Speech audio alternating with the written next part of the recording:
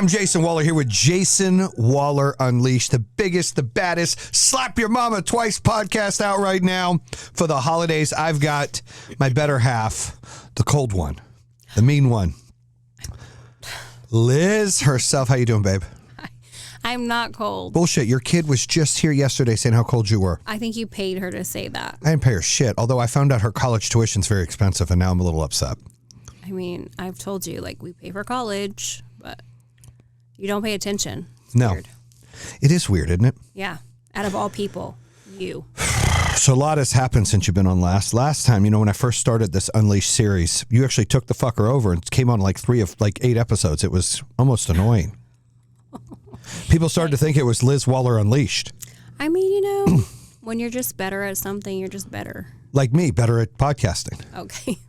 Is that what you're referring to? No, I was better than you. That's what I was referring to. I would maybe agree. It's okay. I would maybe won't hurt agree. Your feelings. Do you mind that I eat while we do the show? No, your eating just annoys the crap out of me, but you What about my eating bothers you? You just eat like, I don't know. I eat like a little prairie bird. No, you don't. No. A bird's quiet. You're not quiet. So what do I eat like? Like a pig and shit? Yes. How? You just have a lot of mouth motion and noise. It's pretty good to have good mouth motion. It's so... It's so... It's not. It's gross. And you smack a lot. And you usually, like, spill it out of your mouth. I can roll my tongue. Can you roll your tongue?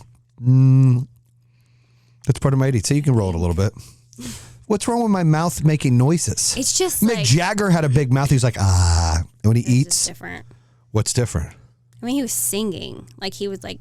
So if I were to sing, if it's okay to have a big mouth? No, but like the noises. Like that? The noises that come out are gross. Noises? But you can eat. Like the... No. No? What kind of noises are we talking about? You're smacking and like... Well, I guess everybody's going to get a taste of my smack. Let's see if I smack when I eat this. And you also, another weird thing that you do that's so annoying? I can't stand that either. When you use a spoon, you act like it's a fork. Explain. Right there. You just teethed it. Really? When you eat with a spoon, you're supposed to lip it. You know how when you feed babies, their mouth is closed. Woo, when it comes off of the spoon. So I eat wrong. You eat fucking wrong. And then you drink out of a straw wrong, too, because you tongue it. See? You're just weird. Slow-mo. You're trying not to do it now. Usually when you drink from a straw, you have like a thing of spit that stays on the straw. That's why I don't share drinks with you. They're wet. So gross. So gross. I thought wet's a good thing. Not on a straw. Not on a straw. Oh, where is wet a good thing? Maybe not time. Another episode. No. That's gross, though.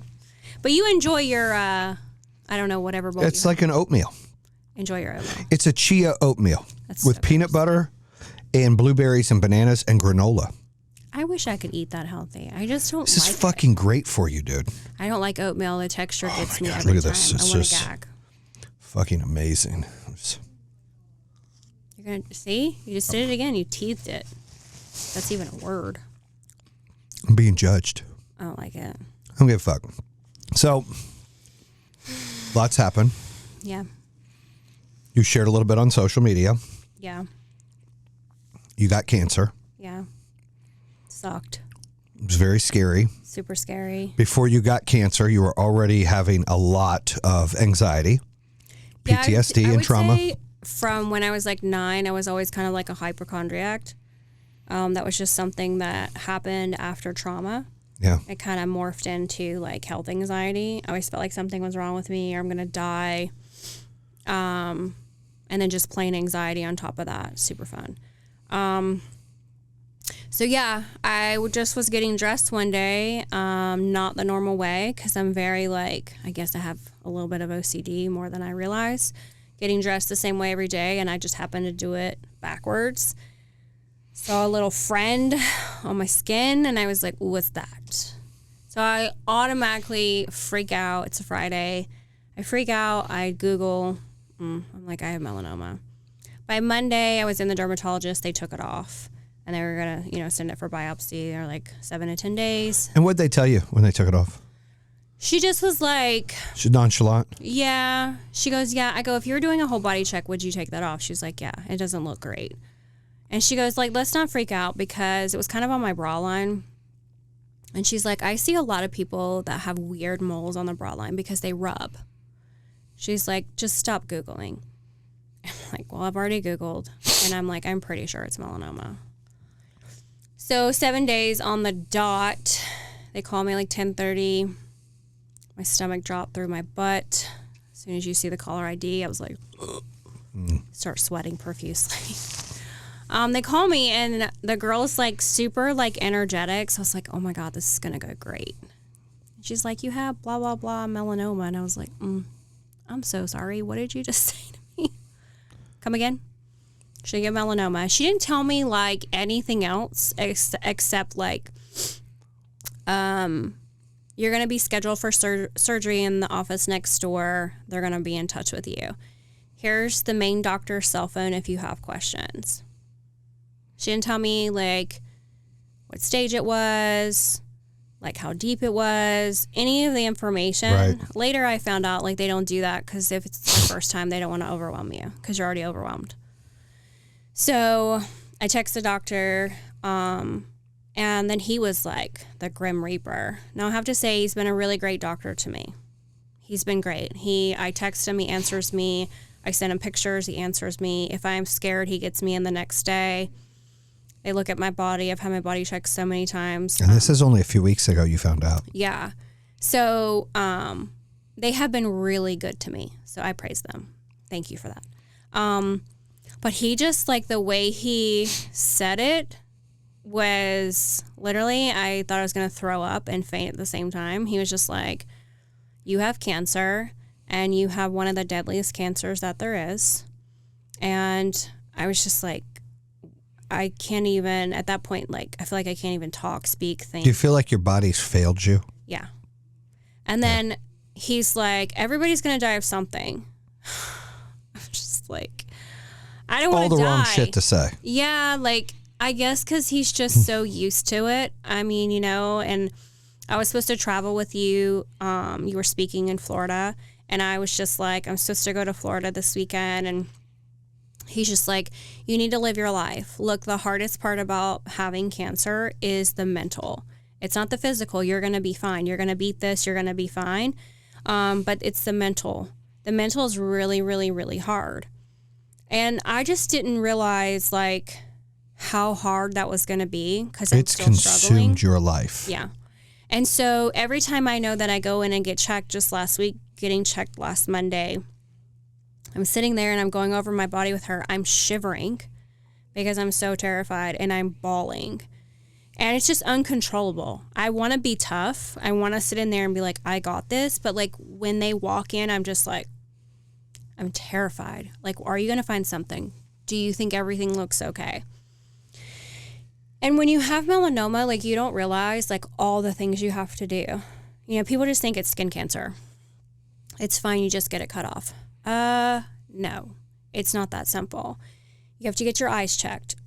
You have to get your fingernail beds checked, your toenail beds checked, your, you have to see your OBGYN. You have to go to the dentist. You have to get your mouth checked.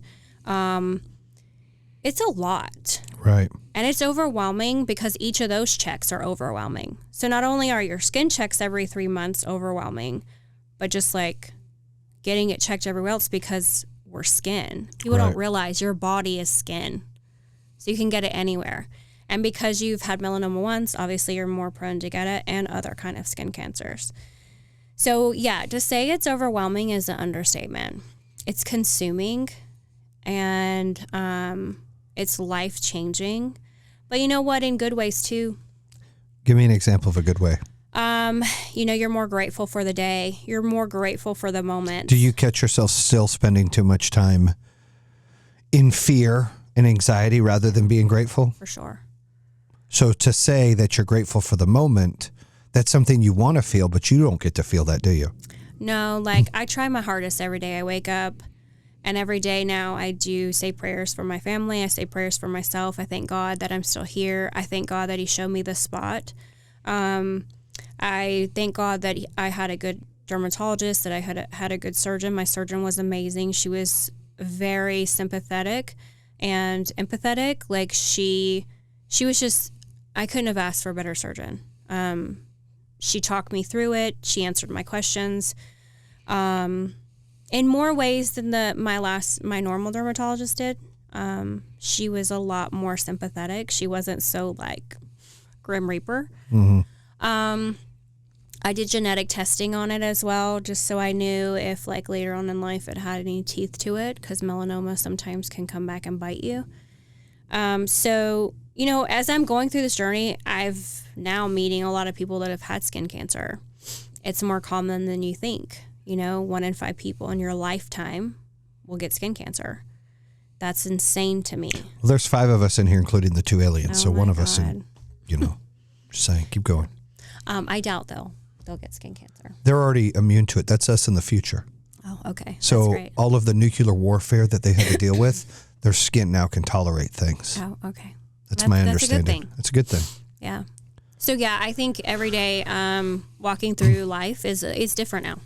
Also, like my tolerance is different. We talk about this. Explain. Elaborate your tolerance. I don't have any. Explain what that means. So my tolerance has gone like tolerance for mean people, tolerance for my shit. You've made that clear. Yeah, like I don't want to fight. You know, like Yet we fight. You took off the Publix. Well, I just was like, I can't do this.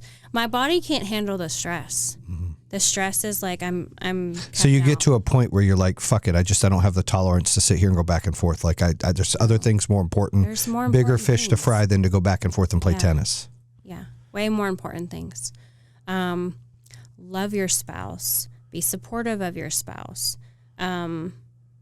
Talk. Communication's huge. Understanding. Just being there.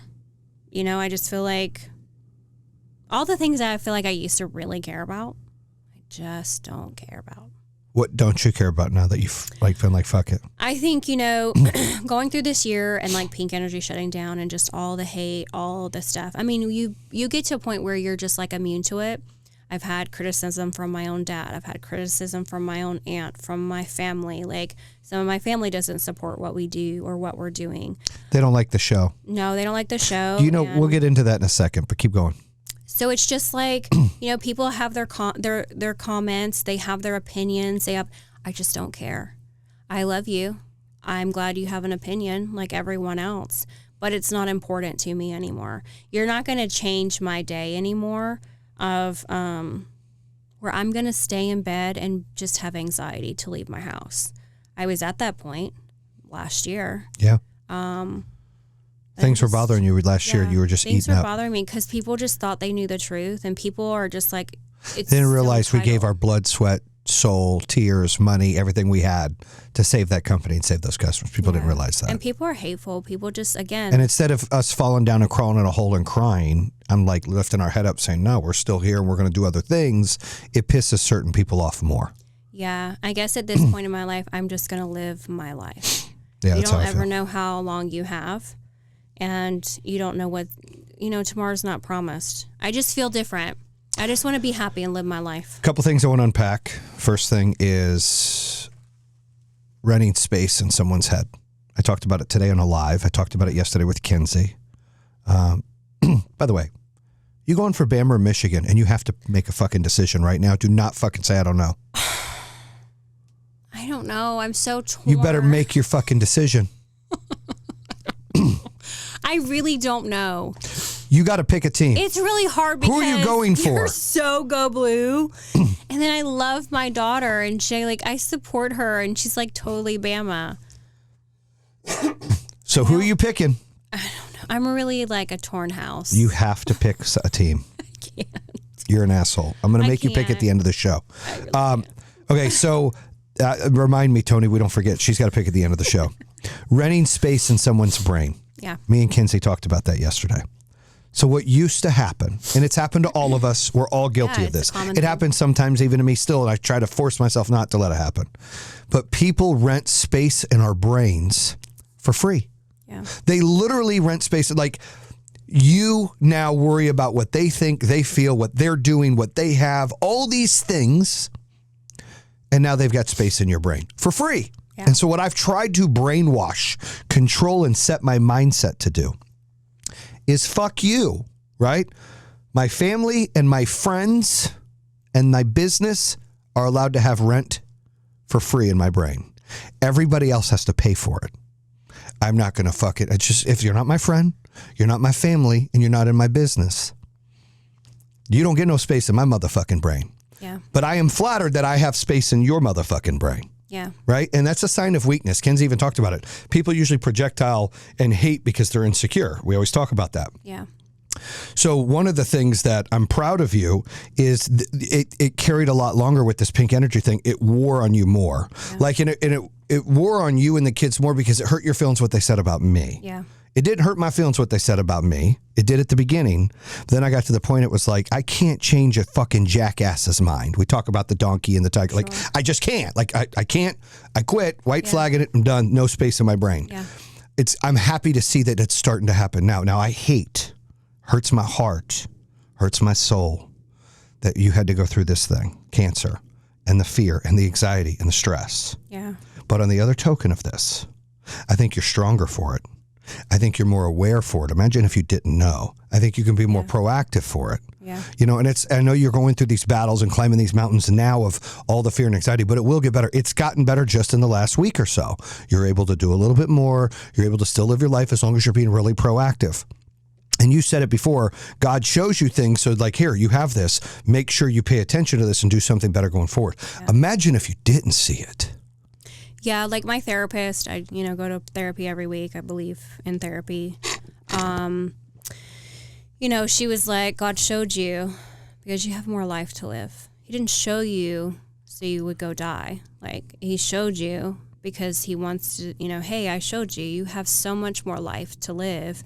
But I always make it too like a duty of mine every week to always give back secretively to people. And I feel like that feeds my soul. That makes me feel happy. I feel like I'm giving back to like, God, you give to me, I give to you. Yeah.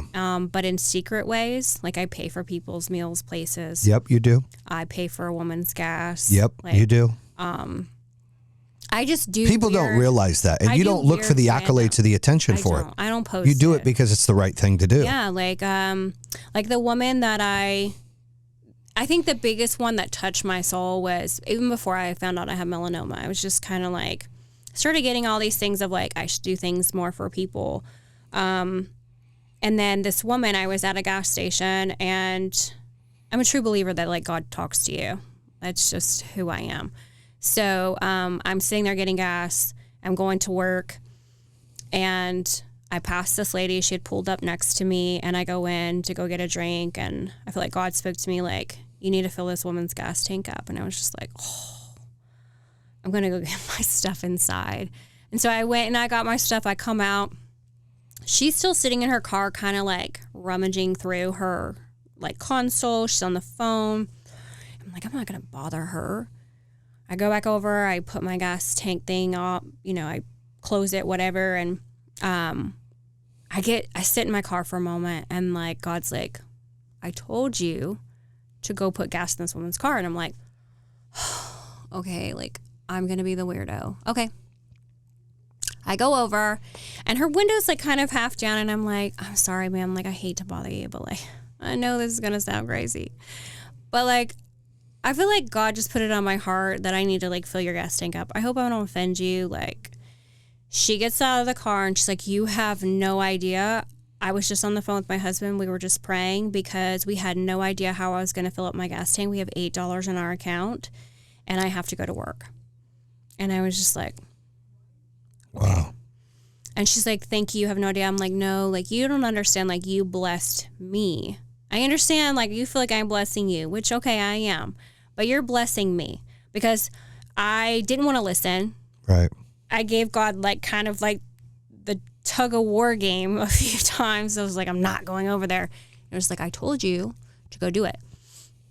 She literally shows me her phone with like her bank account. And she was like, my husband was like, we're just going to have to go in the negative and figure it out. And she literally had $8 in her account. So I filled up her gas tank and she just kept thanking me. And I was just like, you really stop thanking me. Like, you blessed me today. So I feel like those are huge things in my life that I owe. I do things like that all the time.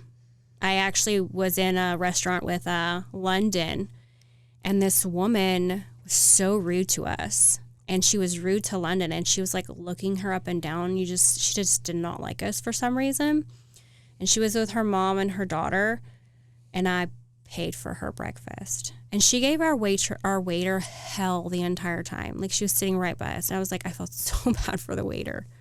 But and London saw me do that. But I don't ever do it just to get attention. I don't do it to post it. I don't do it for anyone. Right. But literally God, like, I feel like it's placed on my heart to do, and I just do it. Well, it's cold ass water right here.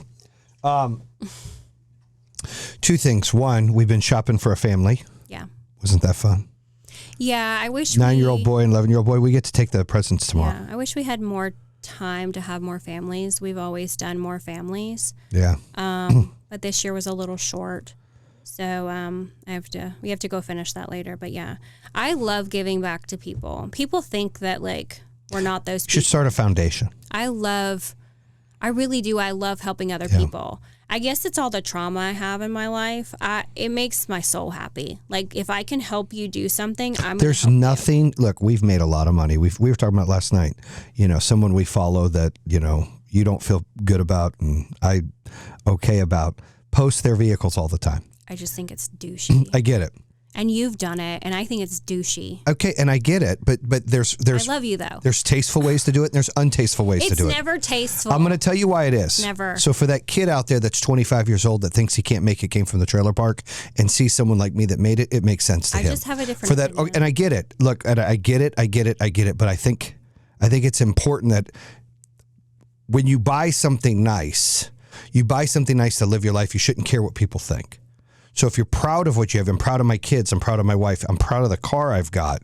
It's not rubbing it in, it's I'm proud and you can do this too. In a place where like I'm coaching people, I want them to see that, hey, the credibility's here, and if I can do it, and I didn't finish high school and I didn't go to college, and I've grinded, you can do it, right? I get it. I get why people do it. But let me get to what I was saying. So we were talking, he's an excessive poster about cars. To me, there's a difference. There's tasteful, you share some. Then there's like, okay, dude, every day, all day, you're showing your car, like, we get it. Or cars. Good for you, bro.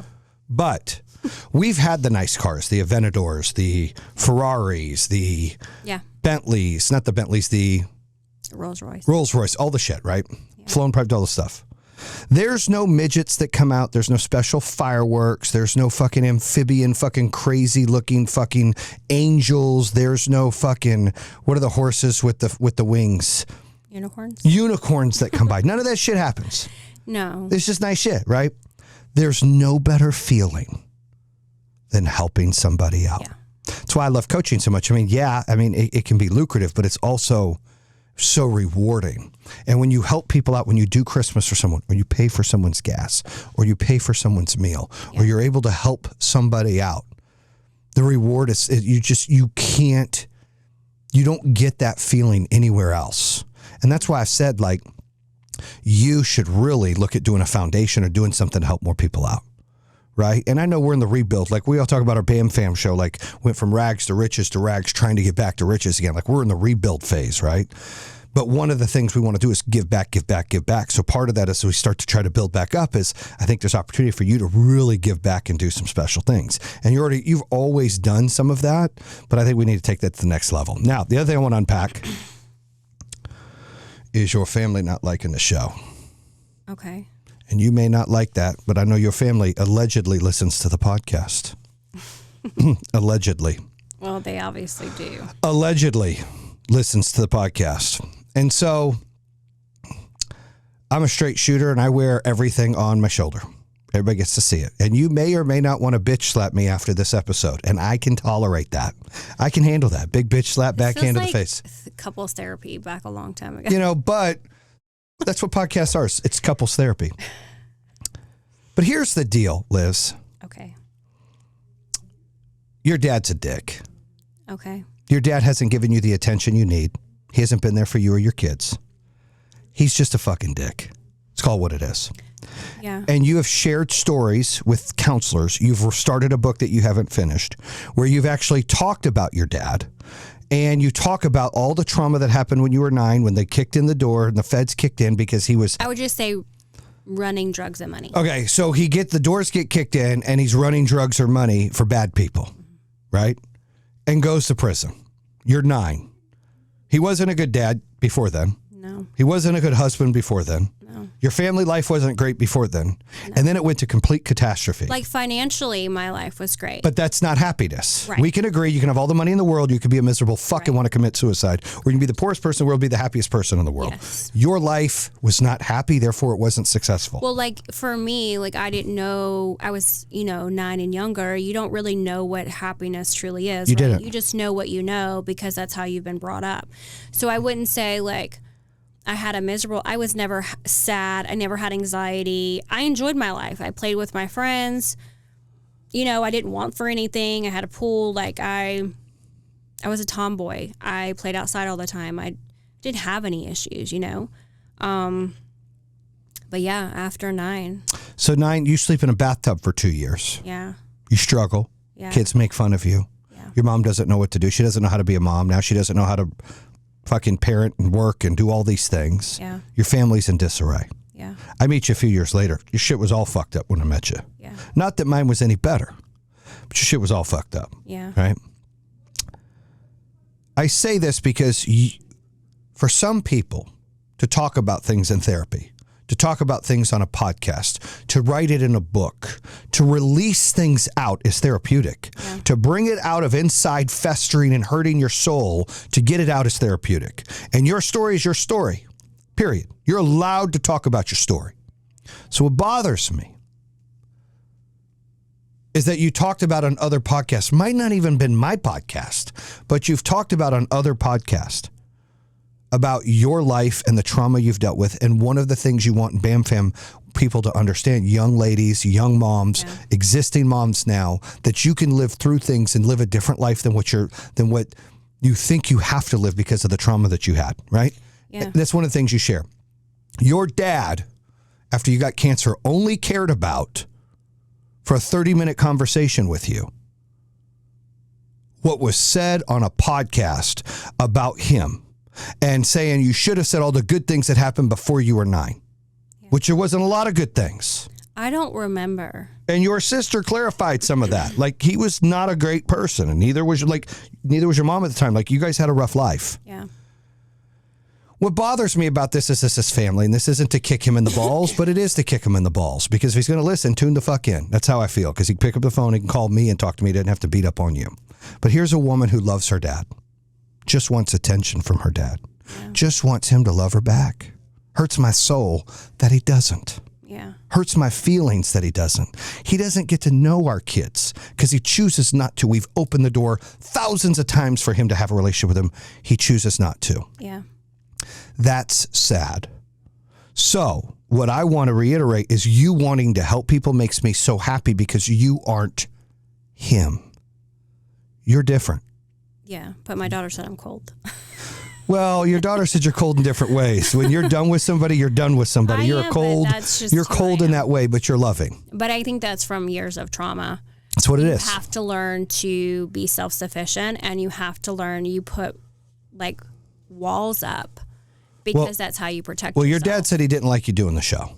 That was the biggest problem. Why are you doing the show? I mean, it's because he's embarrassed. Yeah. So we go back to insecurity. We go back to projectile vomiting. We go back to renting space in people's heads for free. Guess who's getting free rent? Your dad's head. We are, and the show is. Yeah. Right? And all he's thinking about is how it impacts him and what people see him like. Doesn't matter about anything else. Yeah. That, to me, is wrong. And that is what really happens in real life. It's like people have to make a decision. Do I do this show or not? It's something we had to discuss when we were approached by the Amazon thing. Do we want to do this show or not? Yeah. We talked about it. Some of us were on board. Some of us weren't. I think it's hard. I mean, people are never going to agree with what you're doing. And that's in all aspects of life. You're never going to make everyone happy. You just have to do what makes you happy. And again, it goes back to just not caring what other people think. Like, you think, like, once the show comes out, like, I'm not spending my time reading people's stupid comments. Bye. The more traction you bring to, like, talking bad or saying anything, you're just helping me grow bigger. Thank you. Like, my ultimate goal is not to be, like, on TV and be this total douchebag person. I would love for something to blow up and be great, and for me to be able to have help a people. Foundation and help people and help teenage moms or help kids that have been through abusive relationships in their childhood. Like, so much more. I think people get so, like, caught up in, like, oh, you're just doing this to make money, and you're just doing this to, like... They don't realize we have businesses that try to make money. The shows don't make money, That's not it. Yeah. It's not it. Like, I always talk about Kenzie Oding to bring awareness to fentanyl and having Narcan. I talk about another podcast that I'm on about, depression, and mental health is super important. We don't talk enough about it. We don't have enough resources. And everyone in our family has some kind of mental disorder, like either bipolar, depression, ADD. We all have some of those things. That's what the whole tattoo's about too. Like, it's about our kids and their personalities. So I think it's more than that. I'm hoping people can see the story and just, see me as a person and see the struggles that I go through and be like, oh, look at her. Like, she's gone through all of that. But now there's days it beats me. That's okay. I stand back up and I fight. I haven't given into it to where I've, like, taken my life. Has there been moments? Yes. There's been, like, suicidal moments. There's been a handful in my life. But that's okay. That doesn't define who I am. It's just like a stepping stone. And I'm not embarrassed of it. It's helped me grow as a person. And, again, if it helps one person to understand, like, I've been there, done that, then that's okay. Like, I'm not ashamed of my past. There's a lot to it.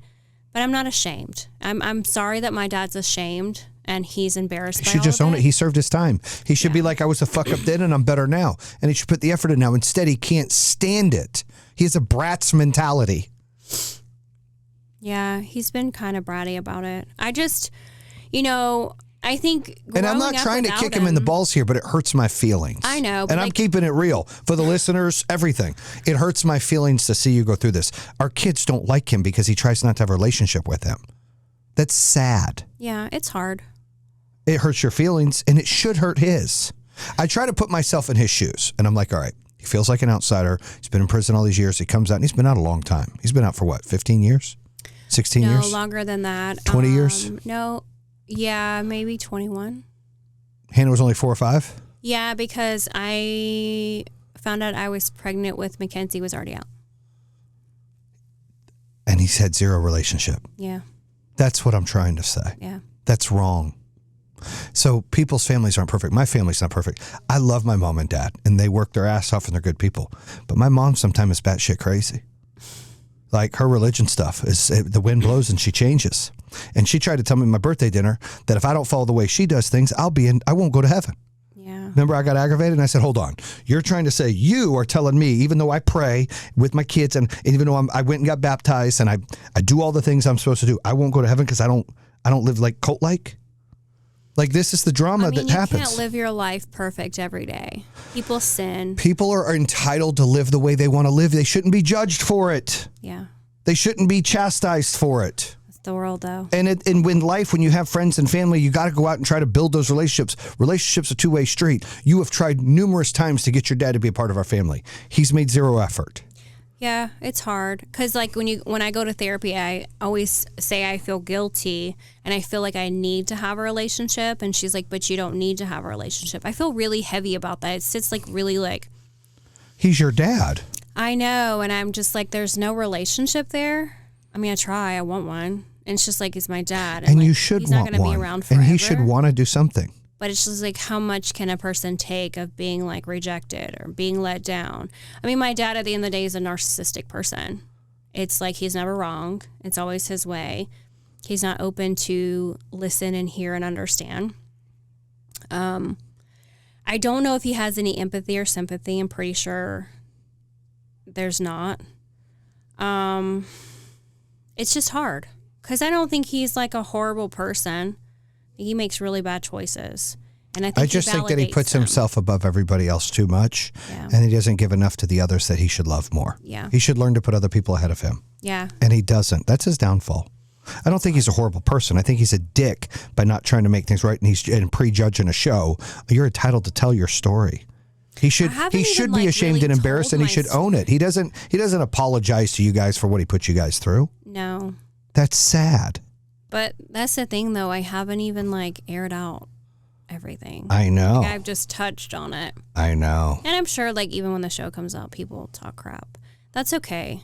It's okay. Like, people are going to say mean and hateful things, I'm sure, even about my dad or about what happened or he deserved it. And people are just mean. And I pray for you. Like, who hurt you? Who hurt you so bad in your life that you feel like that's what you need to do with your life? So I want to get into something else. So your Aunt Kay? I would just say my aunt. I'm going to say your Aunt Kay sits on top of her glass house of glass Bibles and throws stones at people with judgment is absurd. To judge us because we're having a show or to do things is crazy to me. Yeah, and I think at first it probably was just out of concern. But it was like, just pick up the embarrassment and have a conversation. Say you're embarrassed about things. There's nothing I can do now. Like, I don't know. We can't do anything now. It's been filmed. It's being cut. There's nothing I can do. Like, well, the end of the day is they used my profanity and my, the way I am. Yeah. I've always been this way. I'm sorry I wasn't this way on a podcast or TV. Yeah. They know I have not changed. I'm the same son of a bitch, trailer park white trash motherfucker I was when I entered your life in 95. Like, I'm the same person. I mean, maybe a little's changed, but not a lot. The only difference was when you're running a company, it's going to be huge. You don't say certain things in a public forum because you got to know your audience. Like when I testified to the state Senate, I'm not out there like, fuck you and fuck you. You say the things you want to say. Right. But this show is called Unleashed and it's reality TV and the gloves came off. And so if I'm going to say crazy shit, I'm going to say crazy shit. And they're like, the profanity's just so bad. It's like, do you hear what's on the radio all the time? Do you see what's on the TV all the time? Do you see what like the things that our country allows all the time? Like for what I say is very mild compared to the fucking nonsense that's out there. No, I agree. But everybody's like that now. It's a pick or choose world. Like, it is a cancel culture. Yeah. Right? People need more spankings and discipline. I agree. I hate to say that. I watch some videos and it's just a little much, like on TikTok. Like people are so offended by everything. And I'm just like, God, they do it for attention. Well, you have to pick a team. Oh, I don't know. And then you also have to sit here and tell me, because I'm going to take a couple more bites of my food. Tell me something someone would not know about me. I don't know. And I'm not picking a team. I don't know. You put your life out there so much. I don't know what they wouldn't know. You don't cry. That's something people don't know. This is crazy.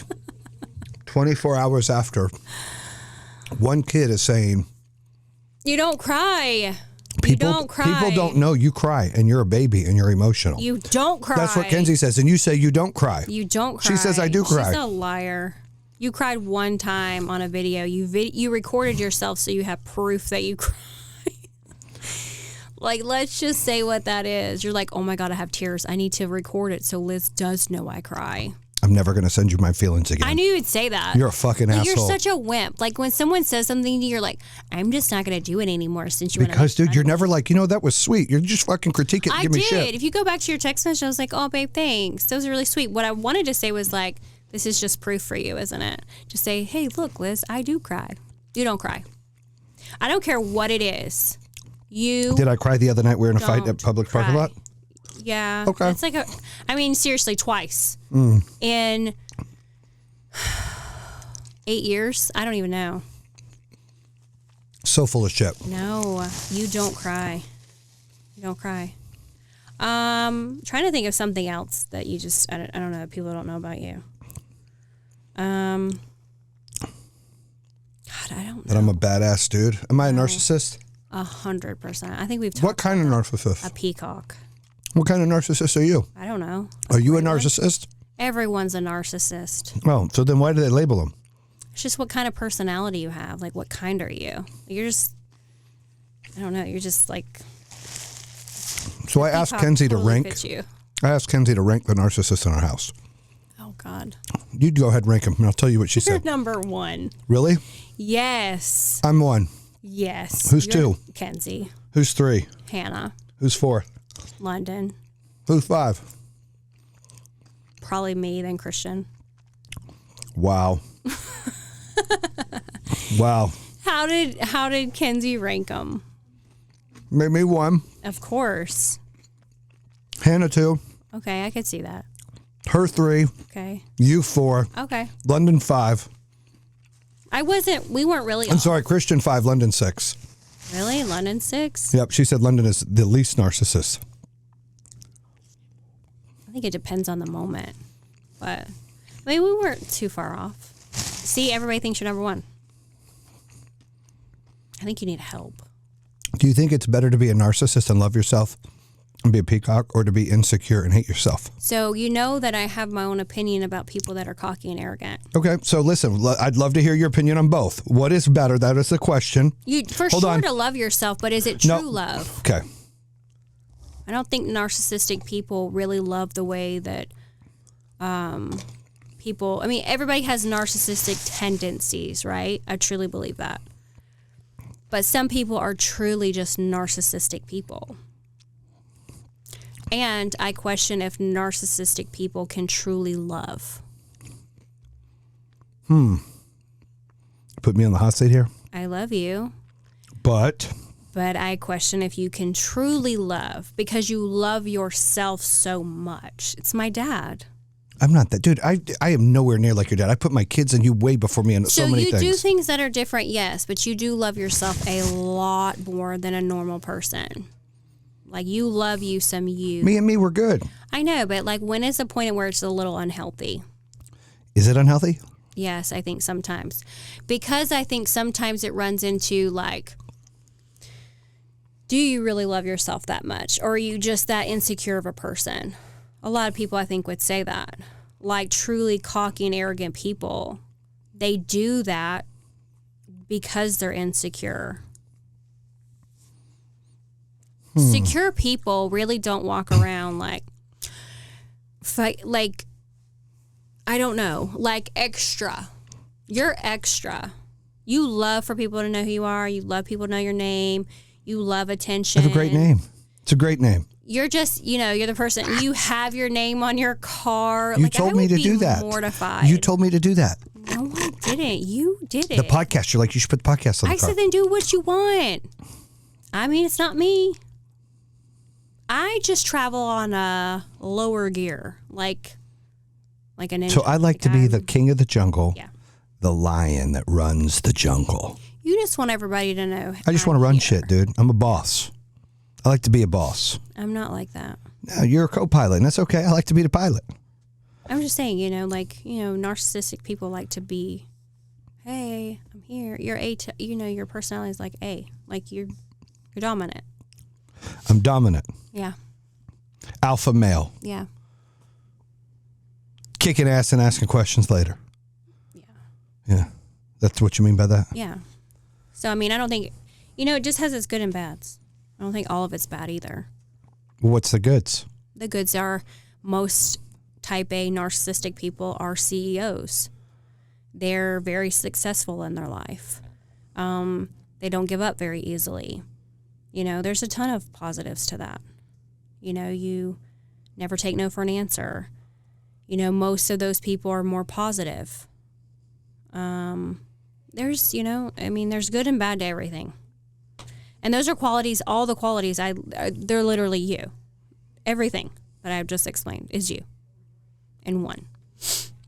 But I love me some me, and you don't like that. I don't care if you love you some you. Like, I'm used to it. It's freaking 30 years in. Like, I don't even care. So when you first met me, I loved me some me. Yes. I was 15 and I loved me some me. You did your hair longer than I did. You still do.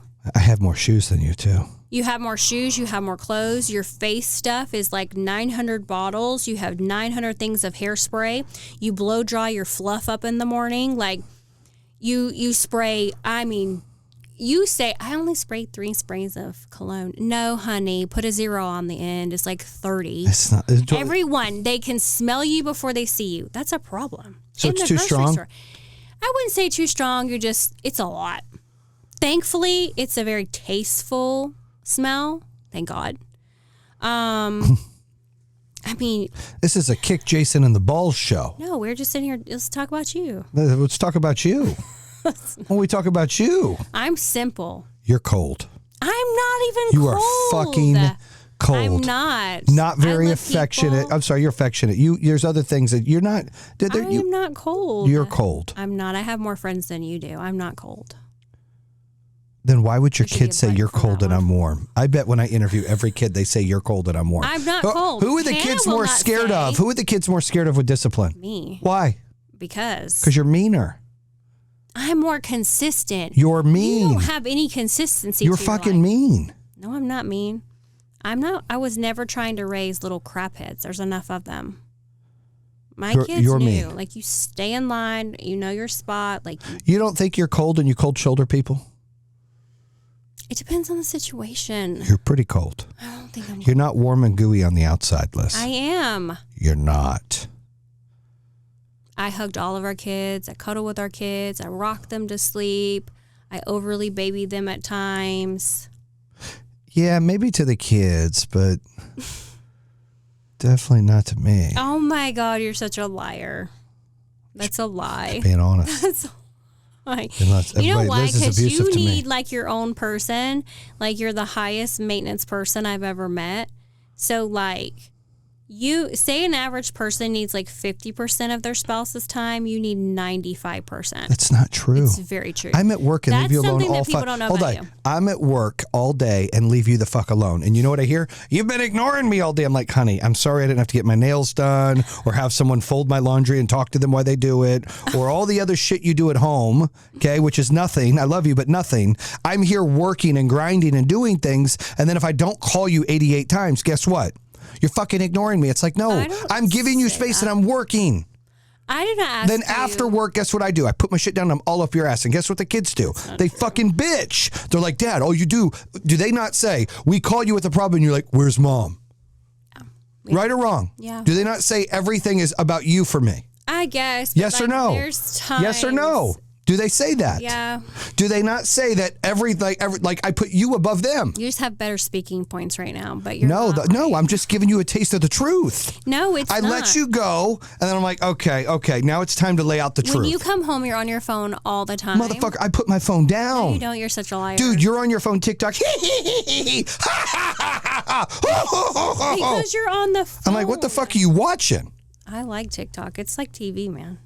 I'm the one that gave you that line, and now you throw it in my fucking face. It is TV. It's not TV. I love people TikTok. Shit doing stupid shit. I like it. I watch it. I have nothing else going on right now. They should go ahead and have TikTok television. True. Subscribe to the channel and just flip it. I like TikTok. Why? I don't know. It's just entertaining. I don't know. And I get ignored for TikTok. I don't post on TikTok. Your kids, this is a fact. I'm going to interview and they're all going to say it. Who is worse when you're talking to them, me or mom? They're going to say mom. No, Mom's they're not. Always doing this. They're going to say dad. Bullshit. I put my phone down and listen to them. I listen to them. A liar. It's bullshit, dude. I've watched you look at your phone 12 times during this interview. It keeps sliding right. up. I turned my fucking phone off. Who's responsible now? Me. Who's more responsible? Me. Because I'm making sure that my son hasn't texted me. He's 13. I know. You don't even like to leave him at home if we go to Publix. No, he's 13. But I'm cold, remember? You're overprotective. You are cold, though, in different ways. Just like I'm a narcissist and love myself. I put you above me, and I put those kids above me. I just love me some me. And there's nothing wrong with loving me some me. So I'll go back to the question, since you want to do this whole fucking rodeo. The question is this. Is it better to be insecure and not like yourself? Or is it better to be a narcissist who's overly confident and loves themselves a lot? What is worse? There's no answer to that. That's bullshit. There is an answer. Gun to your head. You got to answer that, and then you got to pick a football team. I guess loving yourself. Why? Because you love yourself. It's healthier. Is it possible to love somebody if you don't love yourself? I think so, yeah. So you can love somebody even if you don't love yourself? Yeah. I totally disagree. No, because if you don't know how to love yourself, how can you love someone else? You can love your children and not love yourself. No, but yes, you can. I disagree. Half of my life I haven't loved myself because of depression. And I've loved you and I've loved our children. I've loved my mom. I've loved my sister. Yes, you can. But you're unhappy with yourself. I think true love and true happiness, you have to be able to break through and love yourself first. To be able to show and appreciate that, because those kids are a part of you. Now, I think, can you love them at your best? No. Can you show them what love everything looks like? I'm mentioning, No. by the way, is at your best. I'm not talking about, I love them and I care about them. Yeah, of course. I'm talking about your best way to love somebody. No, then does not happen unless you love yourself. Yeah. That's my whole point. But I'm just saying, I'd rather live in a possible. world of a billion narcissists than a billion insecure fucking haters who sit in their underwear and eat fucking Fruity Pebbles and talk shit about everybody else and try to get everyone, and we're renting space in their brain. I'd rather have a million or billion fucking people out there fucking loving themselves and wanting to conquer the world and fucking proud of themselves and saying, let's go, hoorah. So since we're on like this whole family subject, like let's talk about your mom and dad. Okay. So your mom and dad don't support it. They do not support the show. So I feel like your dad probably does, but your mom doesn't. How do you feel about that? It hurts my feelings. It doesn't hurt my feelings as much as it hurts y'all's feelings. Y'all, you and the kids and the youngins. All them hillbillies out here with the chew backer and the tires and them toothpickers.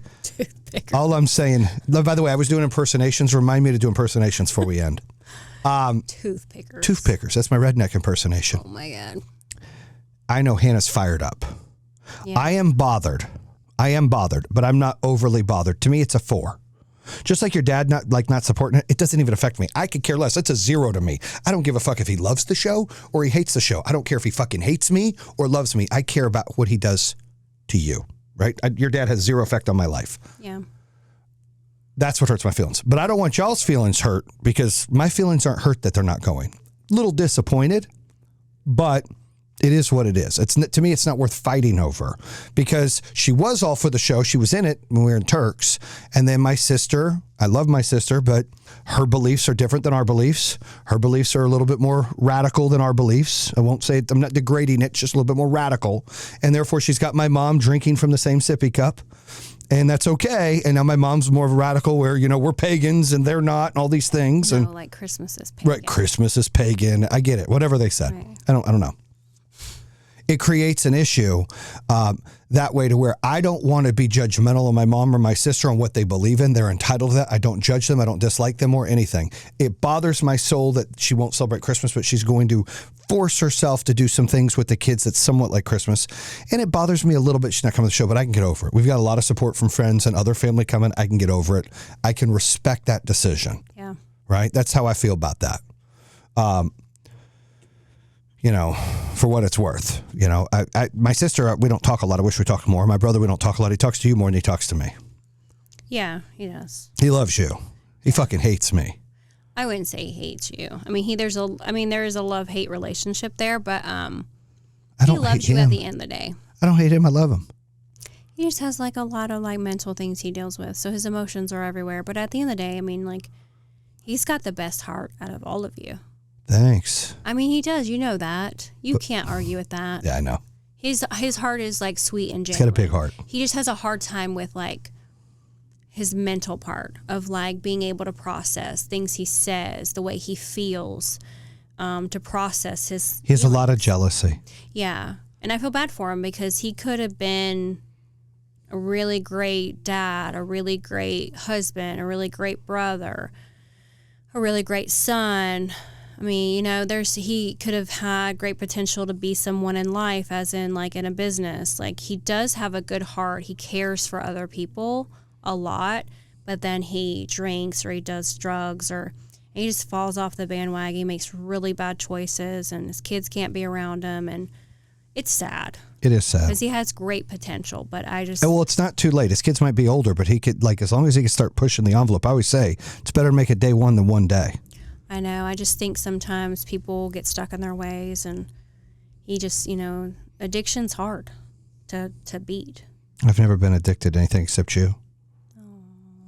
See, that's not a fucking douchebag, fucking peacock narcissist comment. I go back. I love you. You have a really great side to you. That's why I love you.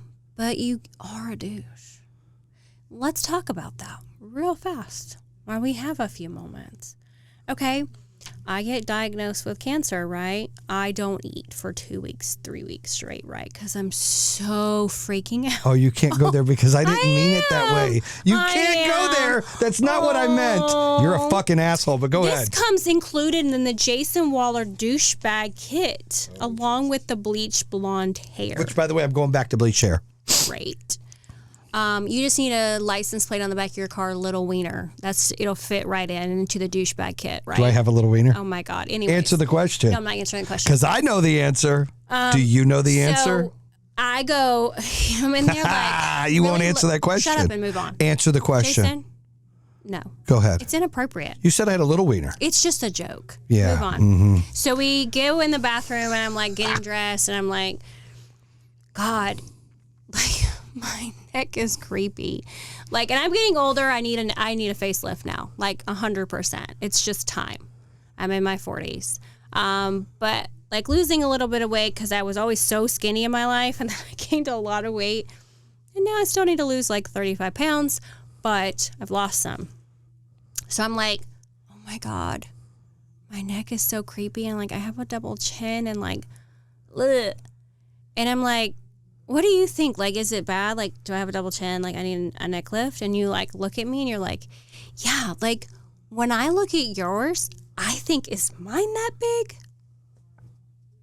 Douchebag. Okay, by the way, let me explain my version of that story because that's not how it went down in my head. Yes, it was. So here's how this went down. Yes, it was. You were sitting there talking. First of all, am I part deaf? Am I part deaf? You have. Shut. Am I part? No. I hear? Hold on. You have selective hearing. How often do I say Selective and you get so mad, motherfucker? Get your ears checked. How often do you do that? Be honest. Every day. Every day. So you think I have fucked up hearing? I can't hear everything. You have selective hearing. No, dude, I swear to God, if you're at work or somewhere else, you don't ever say, huh? Huh? I say huh all the time. I always make people repeat shit all the time. So anyways, you said something about, and I saw you were talking about other than your neck and you're doing this. And you're like, oh, and I go, oh, yeah, when I look at yours, I'm like, shit, mine's like that big too. Like maybe we need to do something. I thought we were team. Let's get this shit cut off. You said, I wasn't like, I look at yours and I think to myself, damn, is mine that big? And I said, mine's worse. I grabbed mine, mine's worse. You didn't say that. I did. I grabbed my neck and said, I said, mine's bad too. And then you're like, and I thought you were like, look at us. I got this. And I'm like, oh yeah, shit. I look at yours. I'm like, shit, mine's bad. Like I thought it was a moment we were bonded like two gals. I thought we were like two gals just bitching about ourselves. Because you like to bitch about yourself. I don't like to bitch about myself. But then I was like, hey, I'm fitting in. I'm bitching about myself. And guess what happens? I become douchebag award of the year. Yeah, you did. Because you literally said. You know, you've got Go ahead, what? A see you next Tuesday couple comments that you've said before. You call me see you next Tuesdays all the time, by the way. You are a see you next Tuesday. You call me a cunt all the time. That's so inappropriate. It's not. It's how I feel in my soul. That's cold. I love you. To call your husband a cunt is very degrading. For me, like, I don't think cunt is a bad word. People are so offended by the word cunt. I'm not offended. It's just kind of disrespectful. I'm your husband. I got called a cunt in the parking lot at Birkdale. Because Ashley's an asshole. That's why. It was she really starts me. Fights with people. It was really me that started the fight. But he's like, F you stupid cunt. And I'm like, that's all you got? Like, that doesn't even faze me. Like, have a great day, boo. I don't even get offended. Well, here's your comment. So I remember one time we were talking, and Hannah said, I only date guys that are 6'1". And you said, I wish your dad was 6'1". Was that a very kind comment? No, it wasn't. Was that kind of a see you next Tuesday comment? No, I don't think it was a see you next Tuesday comment. But at least I was quick on my feet and said, I wish your mom was 25. Yeah, I wish I was 25. I wouldn't have a gut. I wouldn't have a double chin. Things would just be where God put them. I'm grateful for 42, but honey, it's time to get like you're not 42. Flipped up and tucked. Are you 42 or 43? I'm 42. You're 44. In case you forgot, hi, I'm 42. Who are you? The aliens have been fucking with me, dude. I turned 43 I've in been March. sleeping I'm in a Pisces. Yeah. Just in case you forgot. I did forget your social security number. All the time. I even know your freaking license number. Well, who dude, it's 3 digits. Duh. No, but duh. Who knows their spouses? Well, you like just that. asked me why we were at the nail salon yesterday, getting our feet done, by the way, which makes me a douchebag or not a douchebag? No, you're not a douchebag. Oh, okay. Because I love myself. I'm getting my feet done with you. Is that okay? Boy, you really take it to a whole nother level. Well, last night I was called a wigger and a douchebag. I didn't call you a wigger. No, Ashley did. Yeah. I said, don't I look preppy? She said, no, you're a wigger. Really? And you said, yeah, it's like douchebag. See, because you have resting bitch face. How do I have resting bitch face? You just do. You look like a. I can't help that my face goes down. It's not even the grouper face. It's not even the grouper face. Like, it's just your whole persona. I smile all the time, like, yay. When someone first sees you. What is it about me? Like, right now I'm wearing Elements, dude. I look fucking dope. And I got cool ass shoes on. I look like I belong at the gym. I go to the gym. You do not look like you belong in the gym with golden gooses on. What do I look like? Like you just stepped out of Nordstrom. So how's that a douchebag? You just do. Like, you don't even have your shoes tied. Only like. I think, you know what I think? I realized what happens here. You're one of the haters. I'm renting space in your brain. You're on the sidelines hating that I would wear clothes like this. You're hating. No, I'm allowed to just pick on you. You've become a hater. You wish. You wish. The fuck duck right here says you're a hater. I'm not. That's the hater fuck duck. No. You're bashing my whole outfit. I'm not bashing it. You just asked me my opinion, so I told you. I told Joe to get a bidet. You love it. I love it. Dude, I turn the sprayers on not once, but twice. I go through the whole cycle. I know. Like, it'll be on for like 4 minutes. I'm just washing one part of the ass. Go on, wash the second part of the ass. Go back to the first part, wash that part of the ass. Go back to Can we have the debate about the butt again? What about the butt? Washing your butt? Yeah, you want to talk about washing your ass? Because you got ass hands. Joe said you had ass hands. Everyone technically has ass hands. No, you don't. Yeah, they do. Do you not wash your butt in the shower? Yeah. Then you have ass hands. No, I wash my hands right after. You have ass hands. And I do it at the end, so I don't wash the rest of my body. So what does it matter? So when you wash your butt at the end of the shower, do you wash your hands? Yes. You've been thinking about this because you already know what I've been saying because I'm right. No, you're wrong. Go ahead. No, I'm not. Explain your stance. So if you wash your butt when you first get in the shower. We don't say butt on my podcast. It's your ass. Okay, if you wash your ass when you first get in or you wash your ass when you get out. You still have washed your ass in this 15-minute period of time or however long you're showering, and you're going to wash your hands after you've washed your ass. What's the difference? There is no difference. So I'm going to tell you. What? So if you go into the shower and you wash your ass first, and then you wash your hands, I don't know how long you're washing your hands, maybe it's 5 seconds, maybe it's 10 seconds, whatever it is, then you're washing your body. I feel there's still some ass hands there to be dealt with. However, if I wash my ass after I've washed my body and then I wash my hands, ass hands aren't washing my body, ass hands are hugging my wife. And I'd rather use ass hands to hug my wife than fucking rub my body and clean my body.